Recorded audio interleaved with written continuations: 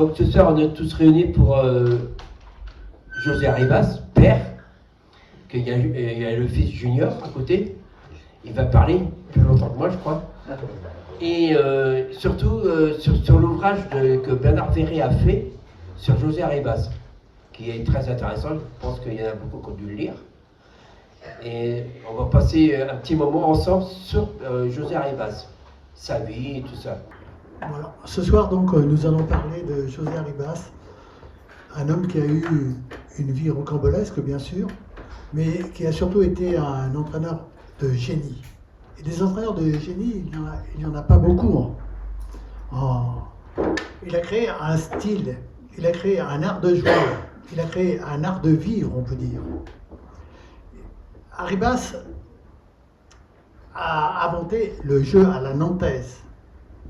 Le jeu à la nantaise qui a été en vogue pendant 4 décennies, de 1960, son arrivée à Nantes, jusqu'en 2001, quand Reynald Denouex a été licencié du FC Nantes. Parce que Arribas a fait des héritiers, deux, qui ont été Coco Ciodo et Reynald Denouex. Et on peut dire que pendant 40 ans, ou presque 40 ans, car il y a eu des parenthèses qui n'ont pas été toujours enchantées, notamment celle de Blažević, Nantes a été un club à part dans le paysage du football français. Il n'y a qu'ici qu'on jouait à un tel football. Il n'y a qu'ici qu'on jouait autant collectif. Et des entraîneurs qui ont inventé des styles de jeu, il y en a peu, très peu. On peut remonter à Hugo Malz, qui a inventé le Wunderteam autrichien dans les années 30. Après, il y a eu Gustav Seb, qui a inventé la Hongrie. Il y a eu Albert Batteux, qui a inventé le football à la rémoise. Et c'est le seul autre entraîneur français qui a fait un style de jeu. Il y a eu Valéry Lobanovsky, qui a inventé le Dynamo de Kiev et l'Ukraine. Il y a eu Bill Shankly, qui a inventé Liverpool. Avant Bill Shankly, Liverpool, c'était un club secondaire. Quand Bill Shankly a pris Liverpool en main, le club était en 2e division, comme quand Arribas a pris Nantes en main. Il y a eu aussi Rinus Michels. Rinus Michels, c'est l'Ajax et l'équipe de Hollande 74. Il y a eu encore Johan Cruyff. Johan Cruyff qui a fait Barcelone. Avant Cruyff, qui arrive à Barcelone en 88, Barcelone c'est rien. C'est un club comme les autres. Un club qui joue un football de muerte souvent. Alors qu'avec Cruyff, il a tout changé. Cruyff qui était un peu l'héritier de Rinus Michels, d'ailleurs.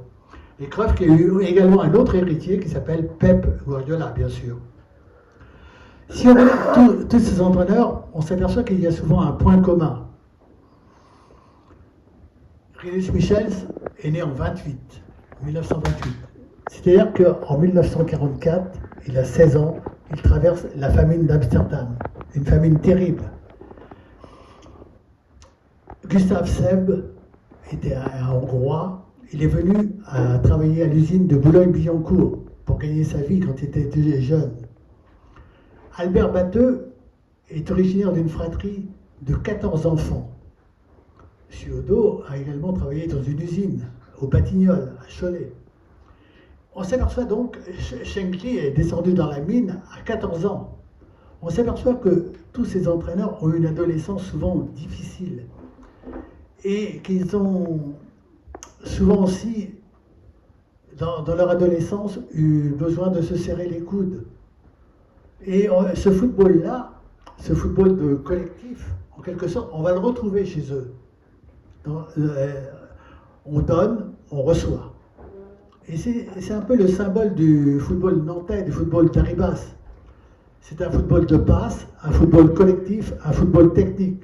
Par exemple, Arribas n'allait pas insister sur le physique. Il disait que le physique, ça servait à être à égalité avec les autres. Mais quand on avait le physique, ensuite, ce qui faisait la différence, c'était la technique et l'intelligence.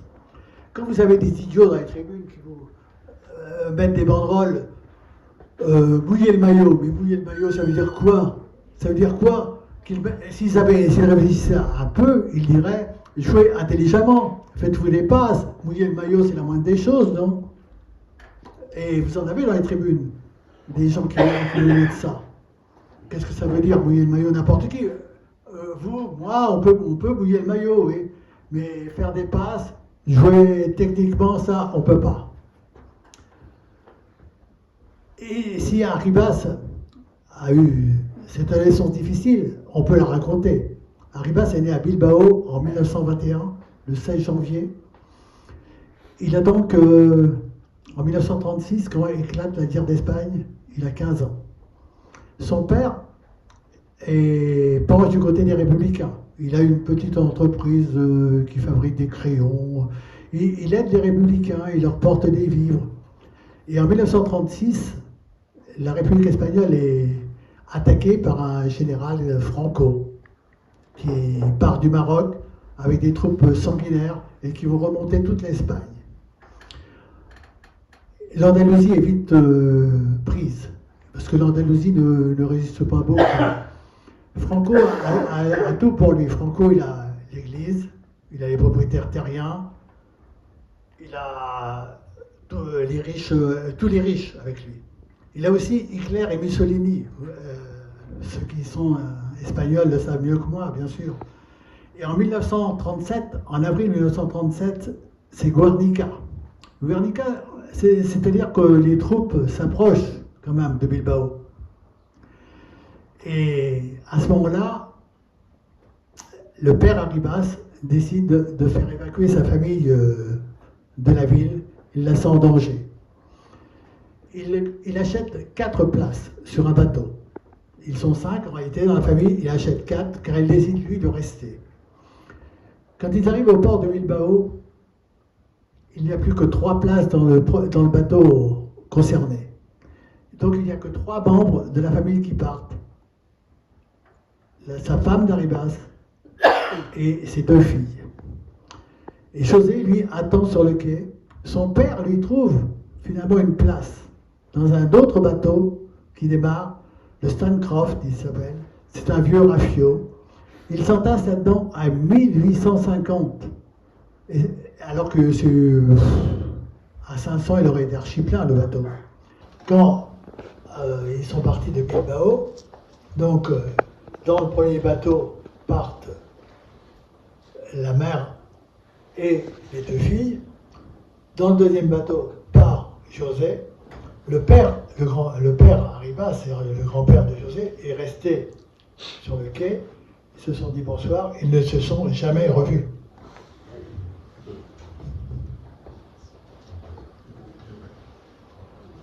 Et ce bateau va remonter la côte française. Il va demander à Bordeaux s'il peut accoster.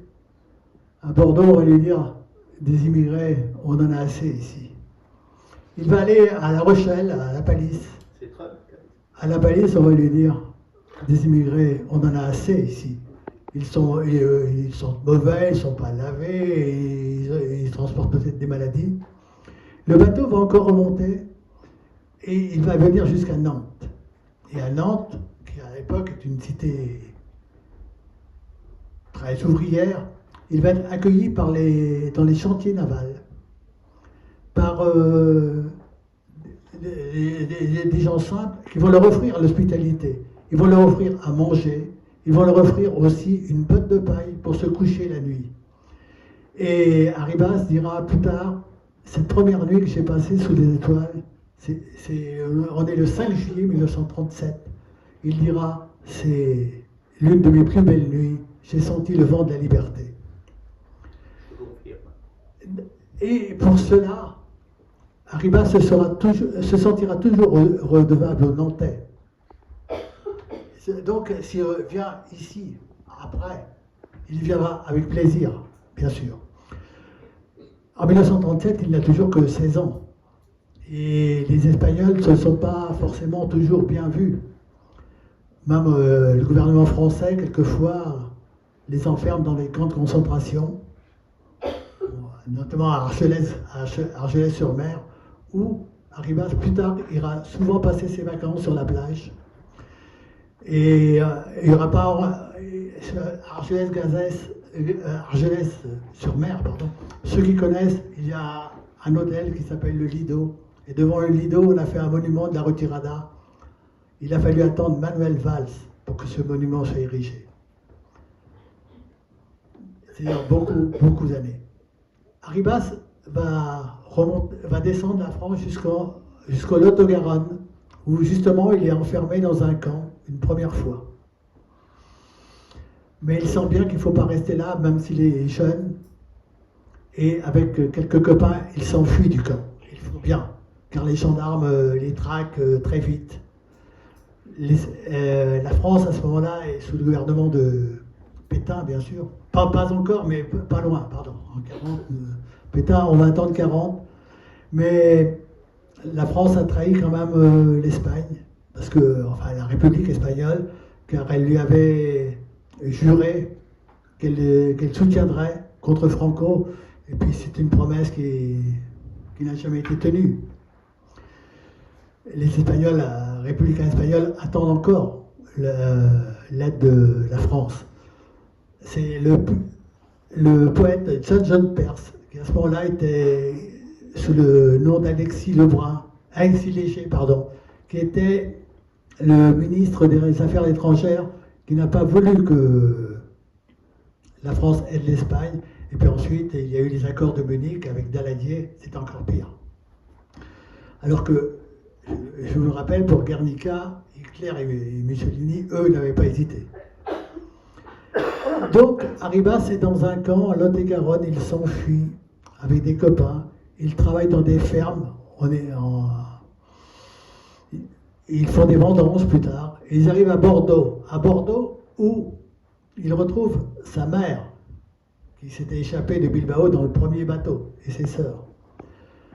Mais il faut bien vivre quand même. Alors pour vivre, il va travailler sur les docks, il devient docker. Et il y a une équipe de foot des dockers, et il se distingue déjà. Si bien qu'il y a un dirigeant de club qui s'appelle Étolier. Étolier, c'est une ville sur l'estuaire de la Gironde, qui lui propose de venir jouer chez lui. Il y va. Il devient à ce moment-là aussi plongeur dans un café à Cap-Breton. Seulement un jour, il y a les gendarmes qui viennent dans ce café et qui disent au patron « Il a bien la vaisselle, là, ton gars ». José Arribas a compris qu'il valait mieux partir. José Arribas a appris beaucoup le français. D'abord, il a eu ici un professeur de français, donc nous étions déjà en 1960. Il a appris beaucoup de français en lisant les journaux. Et il lisait tous les comptes rendus de matchs. Et c'est comme ça qu'il a appris beaucoup le français. Un jour, quand il était dans le train, qu'il l'emmenait dans les camps de concentration du Lot-et-Garonne, il y avait un journal qui... Rétention, disait-on. Oui, il y avait Bernès, c'était quand même du... Il y avait un journal qui traînait sur la banquette, et il y avait une partie espagnole dans laquelle on disait que des avis de recherche en quelque sorte. Et il a vu qu'il était recherché par quelqu'un de sa famille, et quelqu'un de sa famille, c'était sa mère, qui donc était à Bordeaux. C'est comme ça qu'il l'a retrouvé, quoi. Oui. C'est comme ça qu'il l'a retrouvé. C'est pour ça qu'il allait à Bordeaux. C'est pour ça qu'il allait à Bordeaux. Donc il s'en va, et il trouve encore un autre club, Saint-Jean d'Angély, où il connaît un autre réfugié espagnol qui est Salvador Artigas. Salvador Artigas sera plus tard l'entraîneur de Bordeaux. Il y aura un antagonisme forcené entre Bordeaux et Nantes, mais jamais entre les deux entraîneurs, car jamais Arribas oubliera Artigas, et vice-versa. Et ils se voueront une estime réciproque. Et, footballistiquement, ils seront ennemis en quelque sorte, mais humainement, ils resteront toujours très proches. Il ne faut pas oublier aussi cette notion dans la lutte entre Bordeaux et Nantes. Et il finit, sur les conseils d'Artigas d'ailleurs, qui lui est allé à Rennes, il finit par trouver un club pro de 2e division qui est Le Mans. Et donc c'est au Mans qu'il joue en 2e division. Au Mans aussi, il va connaître 2 aventures, par le train si j'ose dire. Un jour, en revenant d'un déplacement au Havre, où ils sont perdus d'ailleurs, les joueurs du Mans, quand ils montent dans le train, découvrent que leur compartiment est déjà occupé. Rien que par des femmes ou des filles. Ce sont des basketteuses d'Angers. Et il est pris de dégager vite fait la place parce que c'est leur place. Les basketteuses sont bien obligées de s'incliner. Mais Arribas, lui, ne va pas s'asseoir. Il va aller s'accouder à la fenêtre d'un wagon, à côté d'une basketteuse. Il lui dit, quand même, je crois qu'ils ont été un peu brusques, mes copains là. Elle lui dit, brusques, mais ce sont des mufles. Je confirme. Cette fille, cette jeune fille, s'appelle Suzanne Perrard. Elle va devenir Suzanne Arribas. Donc un roman d'amour naît dans le train, entre Paris et Le Mans, puisque bien sûr, Arribas descend au Mans.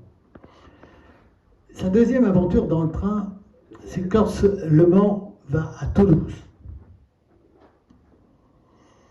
L'entraîneur du Mans s'appelle Choulet. Il est complètement nul. Le Mans est dernier du championnat. Et à Montauban, Toulouse est leader, lui. À Montauban, il dit finalement, je peux peut-être rester ici, chez ma mère qui est malade. Je vais aller la visiter, puis je vous rejoindrai à Toulouse juste avant le match. Bon, bah, d'accord, c'est l'entraîneur, on ne va pas aller contre ses désirs. Et Choulet oublie d'aller à Toulouse. Ce qui fait qu'une heure avant le match, tiens, on n'a pas d'entraîneur. Il y a un copain qui s'appelle Gendry, qui joue donc au Mans, et qui dit au directeur sportif, qui lui s'appelle Crinière, il lui dit, mais il n'y a qu'à demander à Bibi de faire l'équipe. Bibi, c'était le surnom de Arribas, parce que quand il jouait à Saint-Jean-d'Angély, il avait pris un pseudonyme qui était Bilbao. Et Bilbao, on l'appelait Bibi. Et Arribas, il finit par accepter, d'accord. Donc, une heure avant le match, il va au tableau noir. Et il marque la composition de l'équipe. C'était pas du tout celle habituelle. Et il indique aussi à ses copains comment il faut jouer. C'était pas du tout comment il jouait habituellement. Et Le Mans gagne à Toulouse 2-0. Sur le retour, le train s'arrête de nouveau à Montauban. Choulet monte dans le train et leur dit, alors vous avez pris combien? Ah, on n'a rien pris, on a gagné. Ah mince alors. Et Choulet ne va pas faire de long feu au Mans. Mais Le Mans ne va pas faire long feu non plus parce que vous savez ce que c'est, les dirigeants d'un club professionnel, et ils achètent souvent, ils dépensent plus qu'ils n'ont, donc Le Mans dépose le bilan, on n'en parle plus. Et Crinière, leur directeur sportif, se souvient tout de même que Arribas a la vocation d'entraîneur, et c'est lui qui va le diriger vers Saint-Malo. Saint-Malo cherche un entraîneur. Entraîneur-joueur encore, il va être là-bas. Il se retrouve à Saint-Malo, on lui a promis une place pour s'occuper du stade. Il se trouve que le maire de Saint-Malo, qui, encore une drôle d'histoire, qui est un ancien ministre d'ailleurs, est plus préoccupé par le sort d'une danseuse dont il vient de faire la conquête que par son club de foot. Donc, Arribas, on verra plus tard, là, votre entraîneur là. Mais Arribas a quand même une personnalité, et il dit, puisque c'est comme ça, je m'en vais. Et il va alors aller à Noyen-sur-Sarthe. Noyen-sur-Sarthe, où il est un peu connu, car lorsqu'il était joueur au Mans, il venait déjà entraîner l'équipe de Noyen, comme ça, amicalement. Et il devient donc entraîneur de Noyen. Entraîneur-joueur, toujours. Il ouvre aussi un café D'abord un petit café que le président lui a acheté. Mais il s'est un peu moqué de lui, le président. Alors, il dit non, ça va pas. Alors, en échange, il lui offre sa traction avant, le président. Et elle a sûrement déjà des kilomètres, vous savez comment sont les présidents.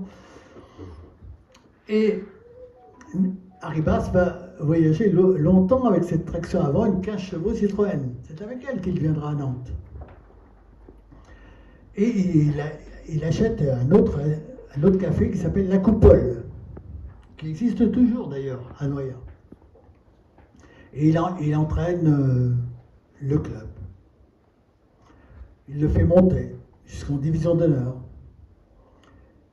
Et c'est à ce moment-là que commence une autre histoire, c'est celle du FC Nantes.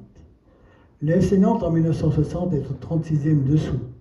Il a toujours été entraîné par des brels, il faut le dire. Qu'est-ce que c'est le FC Nantes à l'époque? C'est un club qui achète des joueurs, qui les revend, qui essaie de faire du commerce, qui change d'entraîneur comme de chemise. Un jour c'est lui, un jour c'est l'autre. Ils ont fait venir des vedettes vénantes qui étaient plus forts au bistrot que sur le bord de la touche. Et son président est bien embêté parce que les caisses à ce jeu-là se sont vidées, évidemment. Et c'est un schéma très classique dans le football professionnel. Et il fait passer une petite annonce comme quoi il cherche un entraîneur. Il a plusieurs réponses, mais il est un peu échaudé, ce président-là. Il s'appelle Jean Clairefeuille, par le fait que justement les entraîneurs, ils viennent, ils s'en vont.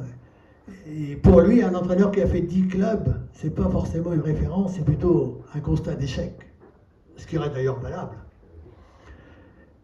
Et parmi les lettres qu'il reçoit, il y en a une qui attire son attention. C'est celle d'un homme qu'il ne connaît pas, il n'a jamais entendu parler, mais qui ne lui parle pas de son salaire. Il ne dit pas combien, il ne dit pas j'ai fait ci, j'ai fait ça. Parce que les entraîneurs qui disent j'ai fait ci, j'ai fait ça, en principe, ils n'ont rien fait. Donc, il y parle par contre de plan de jeu, de politique suivie. Je me suis dit, tiens, mais qu'est-ce que ça veut dire? Jamais on va parler de ça, moi. Le football, on peut aussi suivre une politique. À tout hasard, il se renseigne sur lui, et les renseignements que lui donne son entourage, dont un secrétaire qui s'appelle Albert Haï, qui est un ancien joueur aussi, sont bons. Ceux que lui donne aussi un entraîneur qui s'appelle Guérin sont bons. Alors à tout hasard, il lui téléphone. Quand José Arribas décroche, Jean Clairefeuille entend un grand bruit derrière. Il dit, mais vous êtes dans un café, là, vous êtes où? Et Arribas lui dit, moi je suis cafetier, je suis chez moi. Ah bon, est-ce que vous pourriez venir me voir à Nantes un jour? D'accord. Il regarde son agenda, il voit le 14 juillet 1960. Et le 14 juillet, il n'y a pas beaucoup de monde dans le café. Donc il vient ici. Et sans rien dire à Suzanne, d'ailleurs, il a juste dit je vais voir à Nantes, j'ai écrit, ça m'étonnerait qu'il me prenne. Hein. Il parle avec Clairefeuille, et Arribas était quelqu'un qui avait une force de persuasion énorme. Même s'il ne parlait pas forcément très bien le français, surtout à cette époque-là. Si il disait spécial pour le spécial, ou une statue pour une statue, Arribas savait convaincre un auditoire. D'ailleurs, à Noyant, déjà, il savait convaincre les parents des joueurs de les lui confier. Et Clairefeuille dit, oh ben ouais, après tout, il n'y a pas de risque. Il prend José Arribas comme entraîneur. Croire que tout se passe bien d'emblée, ce serait un mirage. Parce qu'Arribas veut tout changer.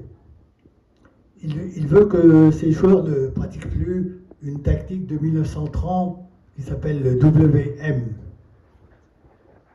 Le WM est basé sur le marquage. Lui, il avait joué le Brésil. À la télévision, il l'avait joué. À la Coupe du Monde 1958, il avait joué en 4-2-4, avec une défense de zone.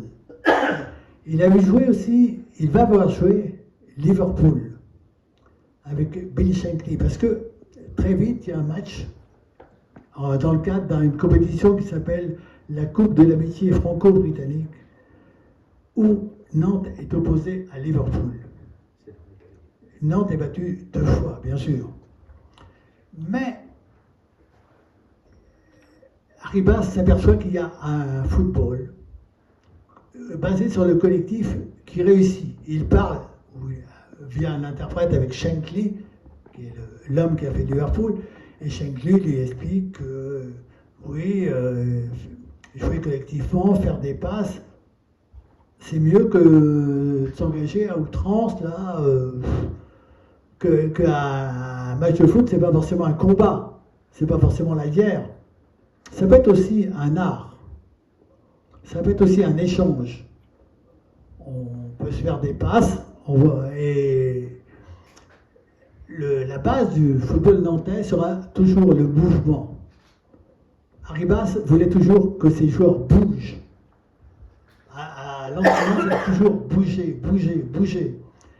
Et aussi le démarquage, c'est-à-dire que le porteur du ballon est important, mais ceux qui se placent en position de recevoir la passe le sont tout autant. Et il ne doit pas être 1 ou 2, il doit être 2, c'est un minimum, il doit être 3, 4, que le porteur ait un choix.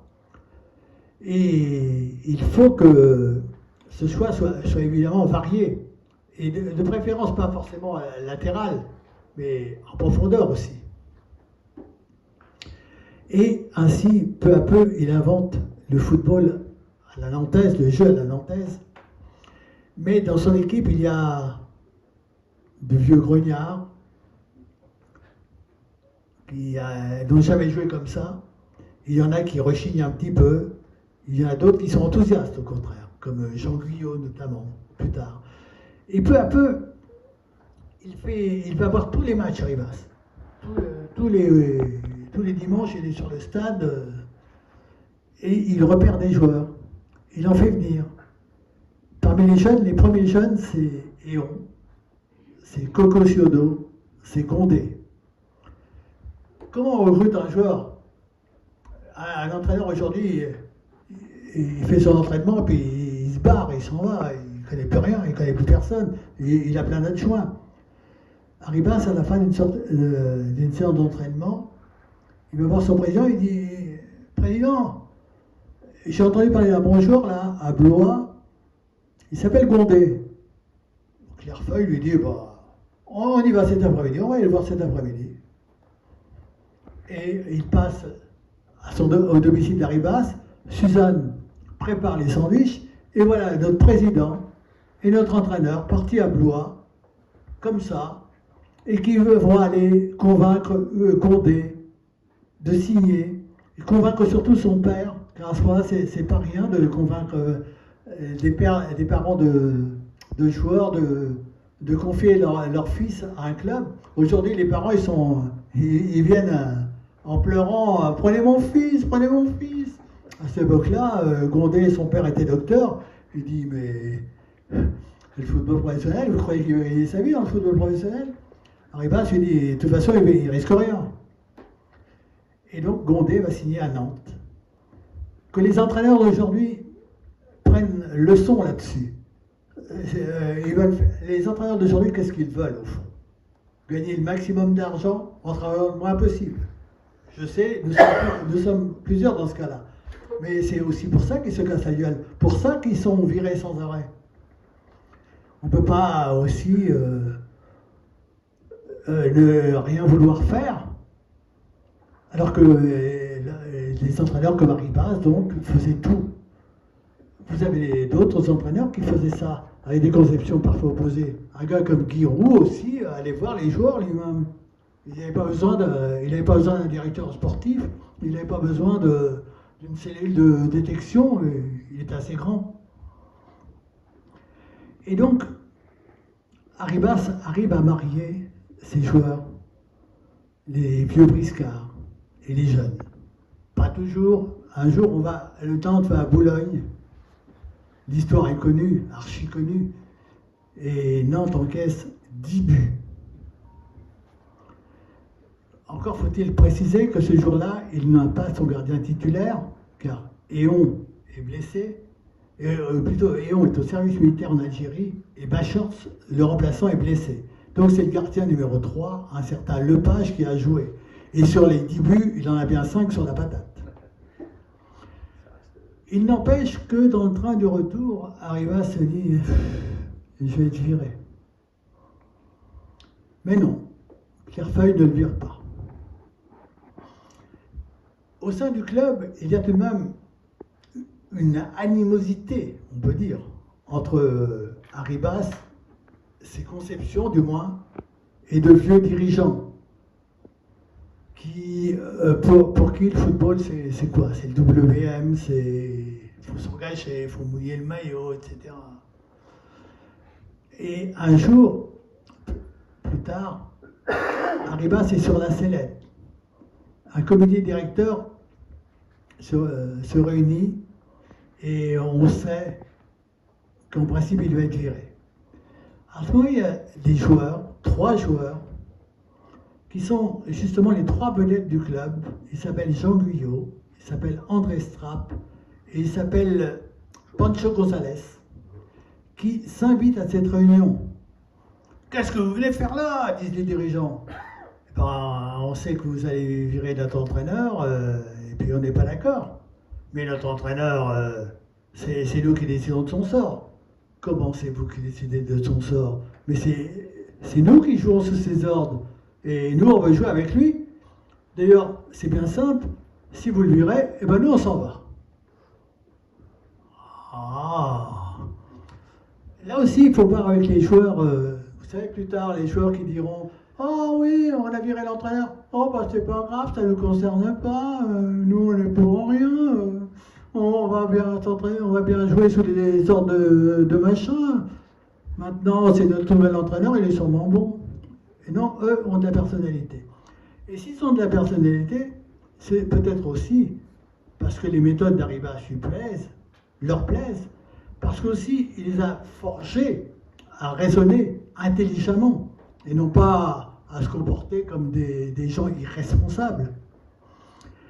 Et donc, Arribas n'est toujours pas viré. Peu à peu, le travail paye. Les vieux briscards évidemment vieillissent, donc ils s'en vont. Et ils repèrent de plus en plus de jeunes. Voilà Blanchet maintenant. Voilà Demichel. Voilà Le Chénadec. Et cette équipe-là prend encore. Le collectif se rôde. Et en 1963, Nantes, pour la première fois, monte en première division.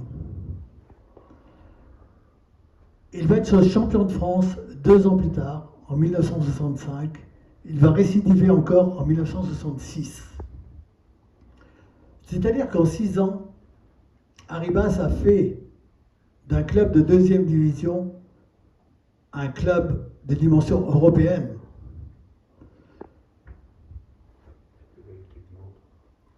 Peut-être cette équipe de 66, qui a été renforcée, qui a vu l'arrivée d'autres joueurs, comme Budzinski notamment, est peut-être la plus belle qui ait jamais eu à Nantes. Je n'en sais rien. Mais Arribas lui-même disait que non, celle de 73 lui était supérieure. Coco Ciodo, lui, pense que c'est en 65-66 que jamais on ne rejouera comme ça, disait-il.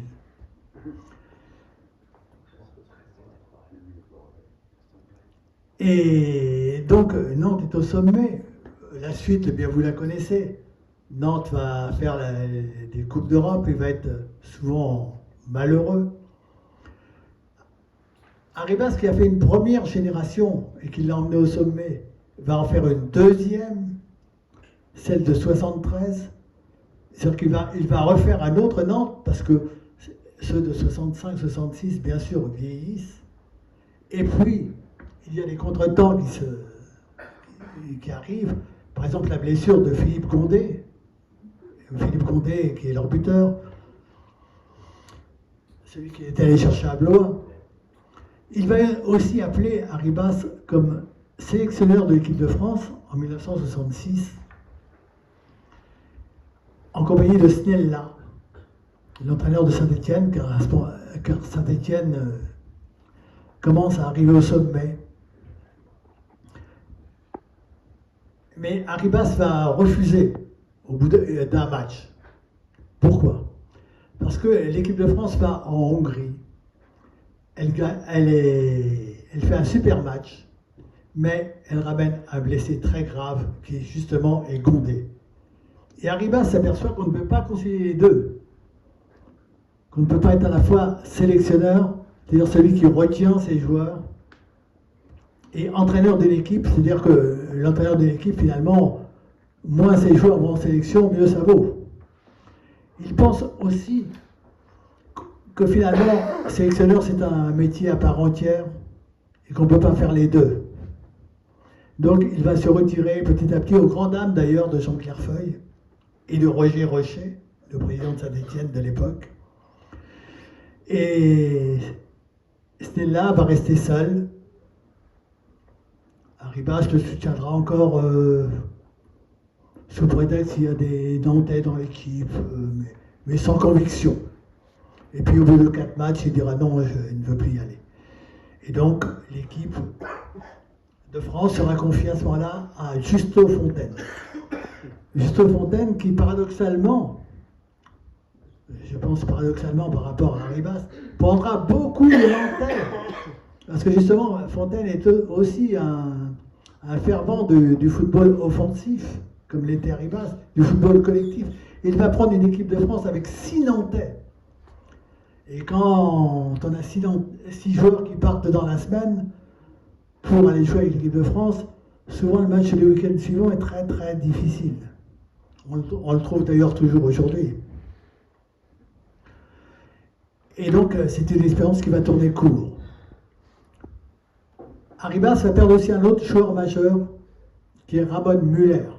Ramon Müller est un joueur un peu fantasque. C'est un artiste. Il est fait pour le football nantais. Mais il va écouter les sirènes strasbourgeoises. Il va donc repartir à Strasbourg parce qu'il venait de Strasbourg. Et les matchs Nantes-Strasbourg avaient été souvent très chauds à cause de Ramon Müller. Ramon Müller qui va aussi être blessé durant la finale de la Coupe de France 1966. Justement entre Nantes et Strasbourg, il va être blessé dès la 30e minute, il va se claquer. Et Nantes va jouer toute la fin de cette finale pendant 1h10, parce qu'à ce moment-là, on ne peut pas remplacer les joueurs. Et Nantes va perdre là cette finale de Coupe de France 1-0 sur un coup franc. Il faut aussi dire que se greffe à ce moment-là une guerre de religion tactique en France. Arribas incarne le football offensif, le football technique, mais un autre courant s'est créé et il est favorable au béton. Il y a à ce moment-là aussi 2 groupes de presse en France. L'un qui s'appelle l'Équipe et qui soutient toujours le pouvoir fédéral, le pouvoir officiel, le gouvernement en quelque sorte, et qui soutient donc la fédération. Et la fédération a viré Justo Fontaine et pris d'autres entraîneurs. Et entre l'Équipe a un concurrent qui s'appelle le Miroir. C'est le groupe Miroir Sprint, ou Miroir du football, qui a à sa tête un journaliste très très talentueux qui s'appelle François Thébault, et entre le Miroir et l'Équipe va se reconstituer sur le papier la guerre que se livrent Nantes et Bordeaux sur le terrain. Car l'équipe, évidemment, soutient Bordeaux. Et le miroir soutient Nantes. Et la victoire de l'un ou de l'autre provoque le désespoir ou la joie des autres rédactions. C'est dans ce climat-là aussi que se déroule la fin de Nantes. Parce que l'équipe aussi est un groupe plus puissant, faut pas rêver. Et petit à petit, Nantes donc décline à cause de l'âge, des blessures aussi. Simon a été souvent blessé. Éon aussi est blessé. Éon, c'était un gardien révolutionnaire, Éon. C'était un gardien qui sortait de sa surface. C'est le premier gardien qui sortait autant de sa surface, qui jouait pratiquement comme ce qu'on appelait à l'époque un libéro. Un libéro, c'était le joueur libre qui jouait derrière sa défense. C'est un peu comme joue aujourd'hui Barcelone. Il faut un gardien qui sort de sa surface, qui joue à 40 mètres de ses buts. Peut-être qu'on peut penser que Barcelone, quelque part, a copié le football nantais, le jeu à la nantaise. C'est possible aujourd'hui de faire un club comme Nantes, ailleurs. Vous pensez que non, mais moi je vois que Barcelone se fait comme Nantes. C'est quoi? C'est des joueurs du cru qu'on forme. Je vous rappelle que Tito Villanova a fait une équipe en championnat avec rien que des joueurs formés au club. Nous étions en 2013, c'est pas si vieux que ça. Et Tito Villanova aurait sûrement été un grand entraîneur, bon, il a disparu. On peut parler un peu de tactique, si vous le voulez. Dans le football à la rémoise, inventé par Albert Batteux, il fallait être absolument maître du ballon. Mais Reims est tombé sur un adversaire, sur un os en quelque sorte, qui était Nîmes. Nîmes qui était entraîné par Kader Firoud. Et Nîmes, c'était on se masse tous en défense, on dégage n'importe où, et il y a un mec qui va courir, c'était pas Mbappé à l'époque, c'était Akesbi, et qui va aller marquer tout seul. C'était en quelque sorte la maîtrise des espaces. Alors Arribas a réussi à faire à la fois la maîtrise du ballon, de la possession et la maîtrise des espaces. Il l'a fait comment? En faisant avancer sa défense. On appelait ça la défense en ligne. La défense en ligne, c'est faire tomber l'adversaire dans le piège du hors-jeu, mais sans le tendre. Il y va tout seul, l'adversaire. C'est-à-dire c'est une tactique positive. On monte, on resserre les lignes de l'équipe, donc les passes deviennent de plus en plus précises. C'est comme ça que procède en ce moment le FC Barcelone. C'est la défense en ligne. La défense en ligne a été inventée par un autre entraîneur qui s'appelle Pierre Sinibaldi, qui bizarrement a joué un an à Nantes, qui a été un grand joueur de Reims aussi. Donc Pierre Sinibaldi avait connu Batteux, il n'a pas connu Arribas. Et Pierre Sinibaldi avait mis cette tactique au point à Anderlecht. Et Anderlecht, à cette époque-là, a ridiculisé par exemple le Real Madrid. Donc, Arribas était un chercheur. Un entraîneur, c'est toujours un chercheur. Toujours, il cherche. Puis il y a celui qui trouve aussi. Parce qu'il y a celui qui cherche et qui ne trouve rien. Arribas, il trouvait. Donc c'était un génie. Ciodo disait, il le dit encore d'ailleurs, avec lui, c'était toujours le jeu, J-E-U. C'était pas moi, personnellement, j'ai marqué un but. Même, vous entendez encore aujourd'hui des joueurs, leur équipe a pris 5-1. Oh ben moi, j'ai pas fait un mauvais match, j'ai même marqué un but. Mais non, ça ne passait pas à Nantes.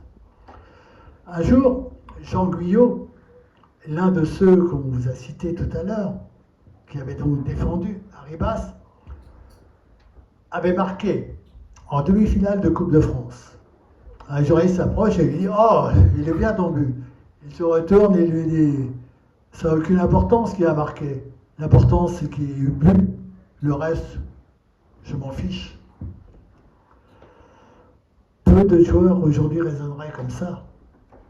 Parce qu'on ne les a pas habitués non plus à raisonner comme ça.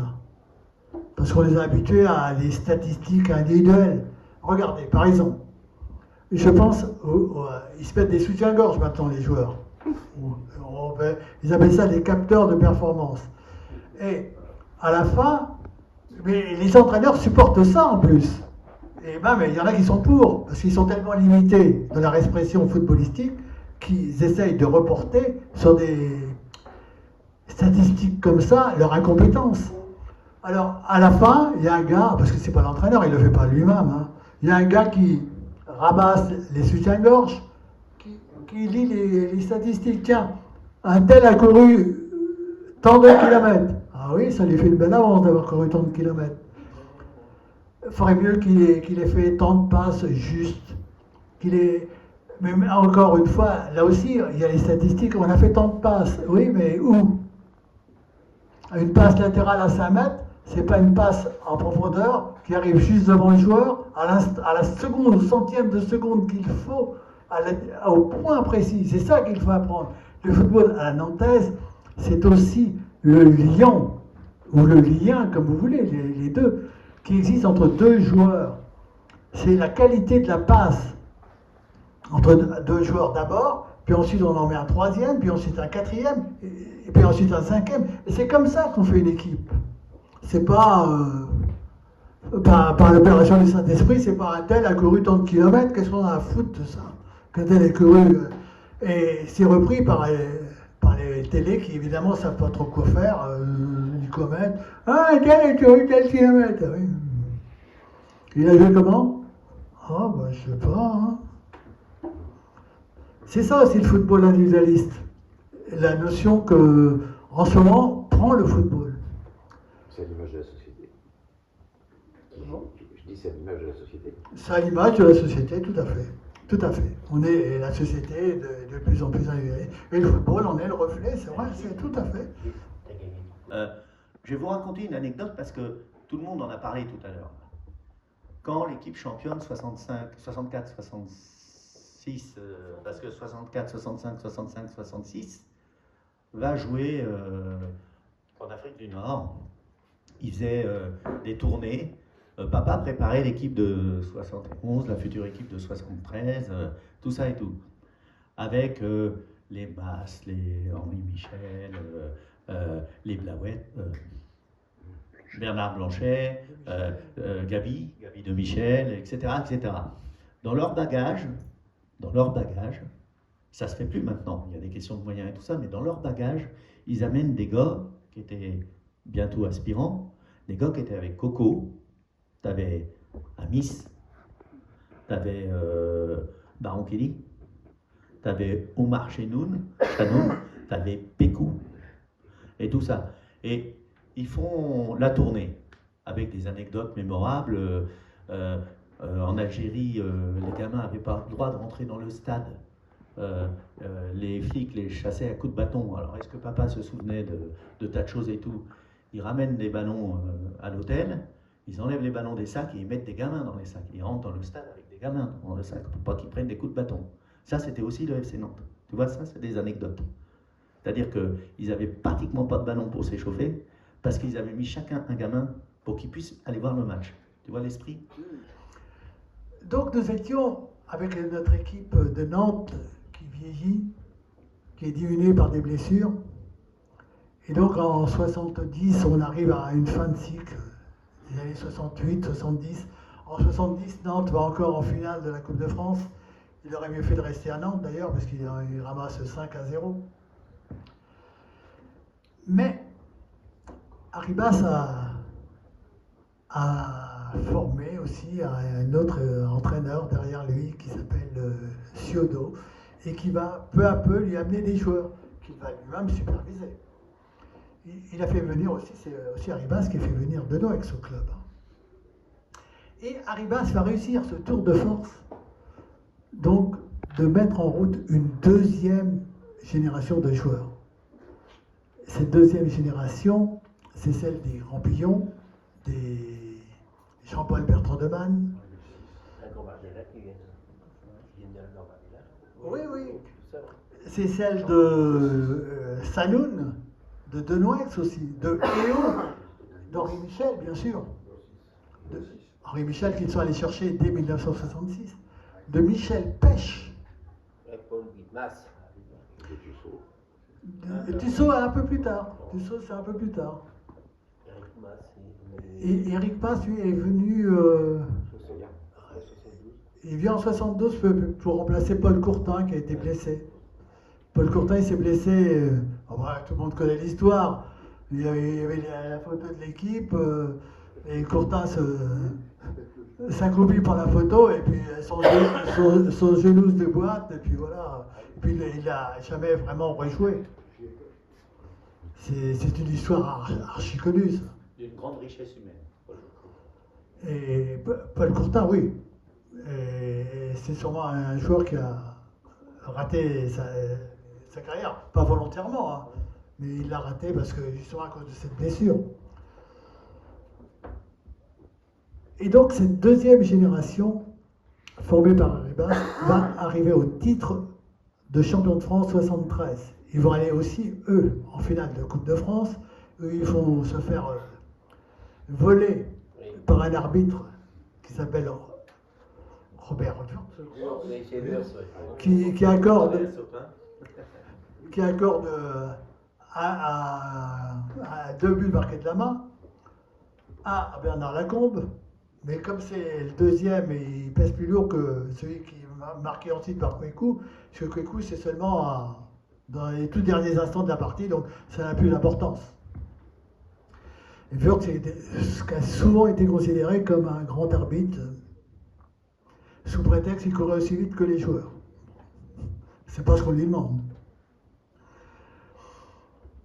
Et cette équipe de 73 va hélas aussi se faire surprendre en Ligue des Champions, en Coupe d'Europe on dit à l'époque, par une équipe norvégienne qui s'appelle Vesle et par un joueur qui s'appelle Nordegard. Là aussi c'est une histoire abracadabrante.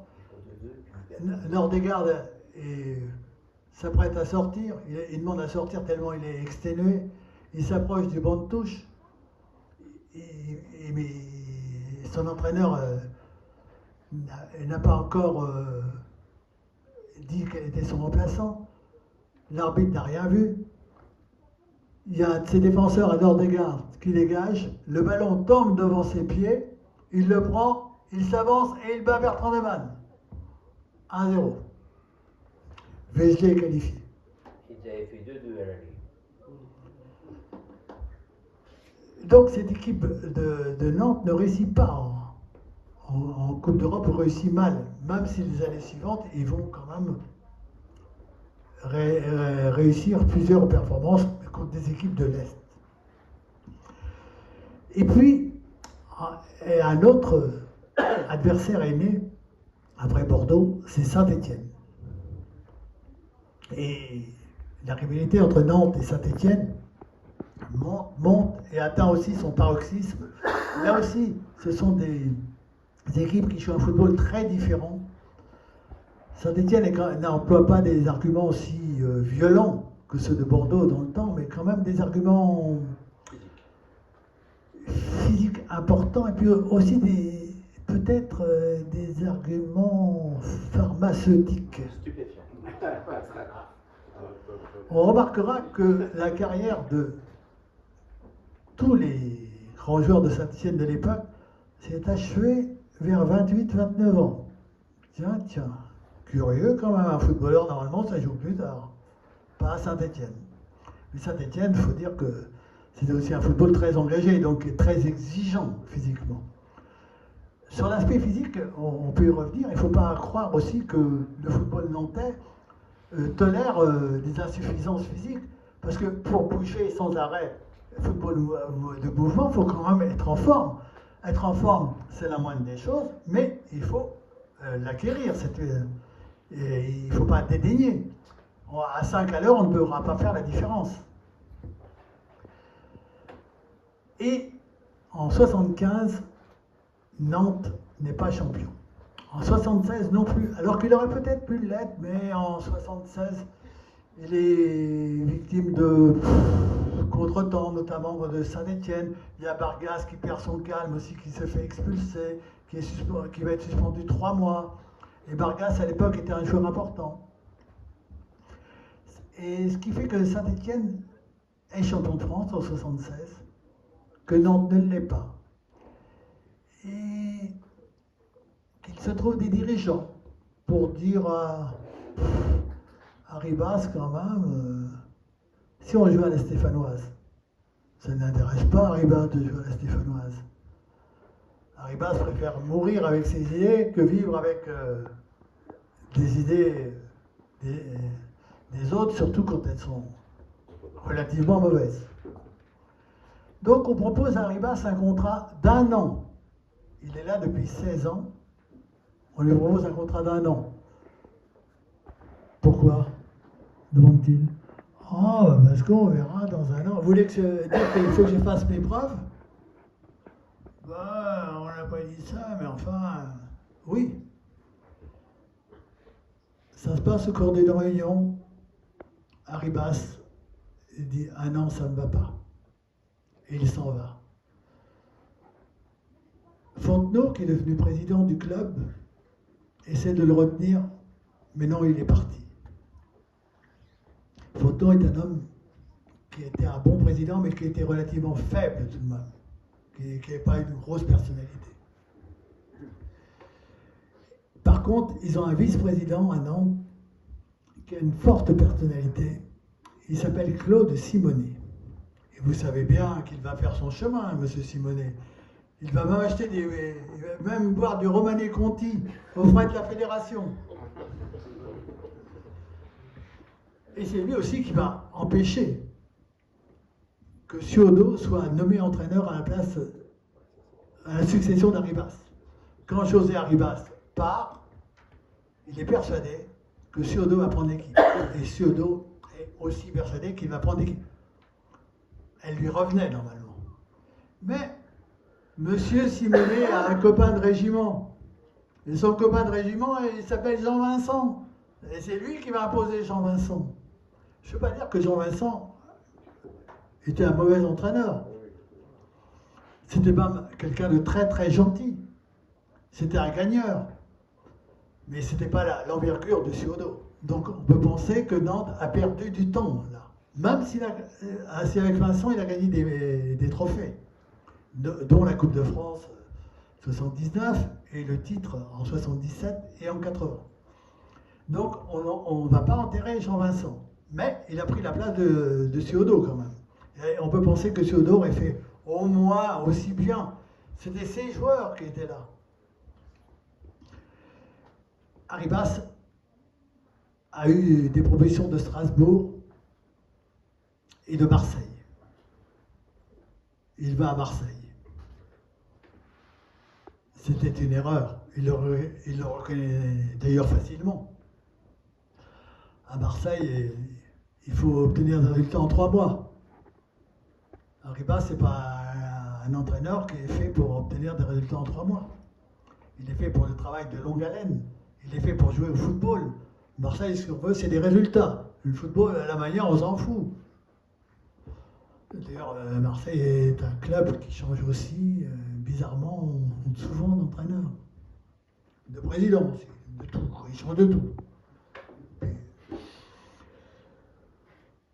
Donc, au bout de quelques mois, à Marseille, ça ne fonctionne plus. Ils se font éliminer par un club amateur, la Paillade de Montpellier. Et ce soir-là, Arribas, cette fois, est viré. Il n'y a aucun joueur pour prendre sa défense. À Marseille, jamais un joueur ne va prendre la défense d'un entraîneur, non. On n'est pas éduqué comme ça à Marseille.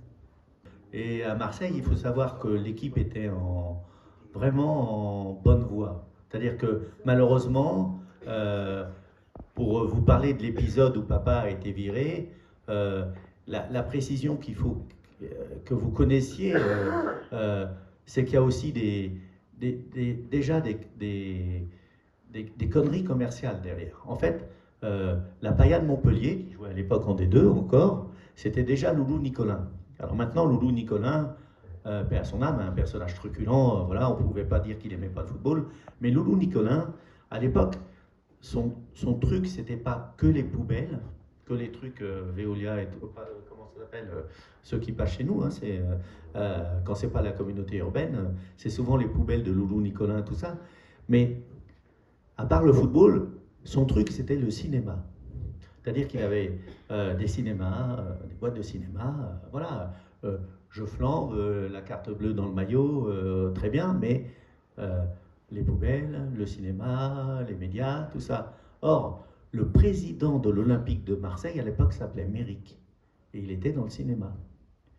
Et donc, c'était un match assez tôt dans les Coupes de France, le championnat n'était pas terminé, l'OM était 12e, mais il y avait encore de la place, et l'équipe commençait à prendre forme. Le problème, c'est qu'en coupe, on tombe contre la Payade. Ça ne s'appelait pas encore le Montpellier OSC, hein. C'était la Payade, et c'était vraiment le club du quartier. La Payade, c'est un peu chaud, c'était Loulou Nicolin, tout ça. Il y avait un certain Daladier, c'est lui qui a mis les 2 buts. Après, il est parti jouer à Monaco, tout ça, je ne sais pas. Mais en tout cas, le match à ne pas perdre, c'était le match entre le président Nicolin et le président Méric, parce que les deux étaient opposés en termes de cinéma. Quand papa a été éliminé,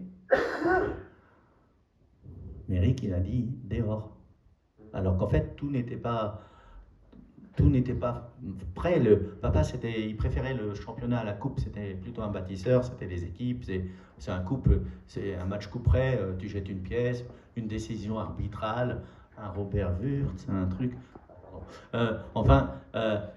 Et voilà. Et quand on a été battu, je crois que c'était sur terrain neutre, hein, c'était à Nîmes ou je sais pas où, quand papa est rentré à la maison, en fait, le match, tu le fais 10 fois, tu le gagnes 9 fois, mais Daladier, il s'échappe 2 fois, il met 2 buts, et t'es dehors.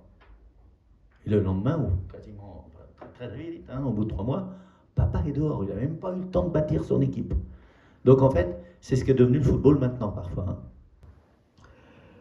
Et Arribas, donc, reste sans club, pas très longtemps, parce qu'en 77, il reçoit des propositions de Lille. Lille vient de tomber en 2e division. Il va le faire remonter en 1 an. Il va faire à Lille ce qu'il a fait déjà à Nantes, c'est-à-dire qu'il va faire une nouvelle équipe. Et Lille va se maintenir. Ils viendront d'ailleurs éliminer Nantes en Coupe de France ici, à Marcel Sopin. Et on entendra le public de Marcel Sopin crier Vincent démission et Arribas, Arribas lors d'un Nantes-Lille ici à Sopin. Et à Lille, la maladie va commencer à le toucher. Et donc ils vont se séparer et puis il va revenir vivre à Nantes. Parce que Nantes, c'est ma ville, disait-il. C'était sa ville. Parce que la ville qui l'avait accueilli en 1960, c'était sa ville de football aussi. De cœur et de football, de cœur et de raison presque. Et donc il a terminé sa vie ici en 1989. Il avait 68 ans. Est-ce que vous savez que José Arribas, ton papa, il est venu à la Chavossière? Ah bah oui, il a fait tous les autres terrains, tout ça, oui, bien sûr. Mais il faisait tous les terrains. Partout où je passe, on dit « Oh, on a vu ton père ». Mais il faisait tous les terrains, je l'ai dit, tous les matchs, le maximum de matchs, il allait voir n'importe quelle équipe. Alors qu'aujourd'hui... Là, c'était en dehors du foot, il est venu une après-midi au Café La Pivole rencontrer les Espagnols. Mais c'était quelqu'un de très simple, c'était quelqu'un de très généreux, de très simple. Il faisait son petit tiercé le dimanche matin. Il achetait aussi des fleurs chaque dimanche matin et des fleurs pour son épouse. C'était pour aussi Suzanne. Oui, alors il est allé dans l'école de Gilles. Mais les footballeurs pro à l'époque, dans beaucoup de clubs, comme ça, allaient entraîner dans les petits clubs. Ouais. Dans beaucoup de clubs. C'est un peu Albert Batteux qui avait lancé la mode à Reims, mode qui a été reprise donc à Nantes, qui a été reprise à Limoges aussi. Quand ils aspiraient à avoir un contrat aspirant, puis un autre contrat après, avant de rentrer tout de suite dans l'équipe pro, en fait, devaient s'occuper des entraînements. Quand moi j'ai été officier Nantes, j'ai eu comme entraîneur, alors Guelzo Zaeta, bien sûr, dont on n'a pas parlé, mais qui est une figure emblématique. Coco, bien sûr, pas drôle, hein, Coco aux entraînements. Brillant, très brillant. Sacré Coco. Par contre, tous les jeunes devaient faire. Bernard Gardon, on a fait. Je ne suis pas sûr qu'il ait dû le faire quand il est allé à Saint-Étienne. Bernard Vendredi. Tiens, j'avais déjà affaire à des Bernards. Je m'en sors pas avec des Bernards. Et en fait, René Donoyan. En fait, et ça participait, outre le côté familial, le côté filiation, le côté éducation, le côté formation, ça y est, je suis reparti sur le bouton. En fait, quand tu fais monter toutes les générations qui transmettent une certaine idée du jeu, des joueurs, de l'homme, parce qu'ils aimaient à dire tous, papa le premier, mais Reynald aussi, qui ne formaient pas que des joueurs, mais qui formaient des hommes. Hein, il y a le côté éducatif au sens noble du terme. Quand tu fais monter le Dizet, les EO, les Denouex, que tu ne les gardes pas, mais que tu fais pareil avec les Guillot, que tu fais pareil, enfin bon, il est revenu,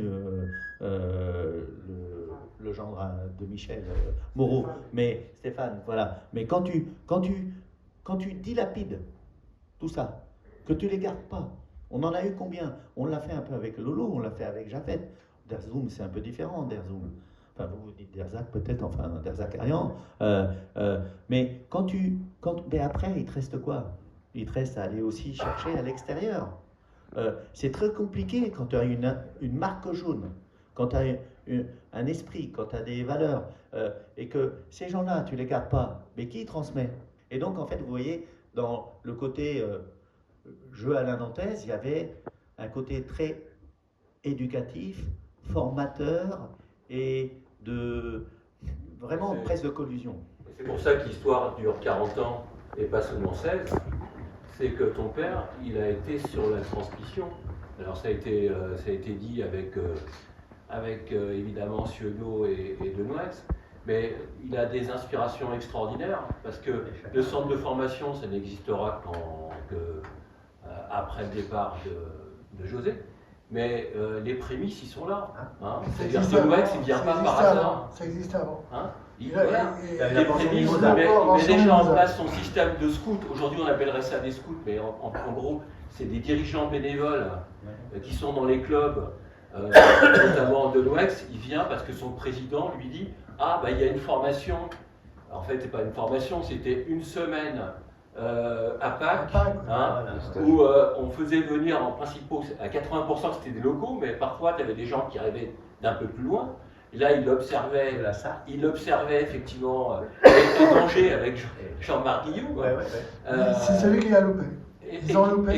Et qu'ils ont loupé, mais qu'en l'occurrence, peut-être que Guillou il ne faisait pas assez de passes, tu vois, et il ne courait pas assez aux yeux de son père. Mais moi, je voulais insister là-dessus. C'est un architecte, d'accord, mais c'est aussi un bâtisseur. Et s'il y a Ciodo qui devient responsable du centre de formation, je pense que c'est parce qu'il y a un duo extraordinaire entre ton père et Clairefeuille qui se disent à un moment donné, si on veut construire et avoir des joueurs accessibles pour notre club, parce que ce club a toujours vécu avec 3 francs 6 sous, eh bien, il faut qu'on les forme. Et ça, c'est une idée formidable. Et la formation prendra un autre niveau avec Denouex, avec Ciodo et Denouex. Mais ton père, c'est le père fondateur de l'histoire. Hein. Sur le contrôle de notre historien, parce que lui, la mémoire des dates, il les a, et moi, je les perds. Mais je crois que l'année 69, c'est une année extraordinaire. Pourquoi? Parce qu'il y a 2 choix qui sont faits, qui vont être très structurants pour le club après. C'est, tu as raison, c'est Butzinski pour le directeur sportif, et pour le centre de formation qui n'existe pas, pour la formation et pour prendre en charge l'école de foot, parce que Ciodo restait entraîneur de l'équipe réserve, c'est le choix de Ciodo pour être le formateur du club. Et ça, je pense que ce duo, parce que quand il y a des grands entraîneurs, il y a aussi en même temps des grands dirigeants.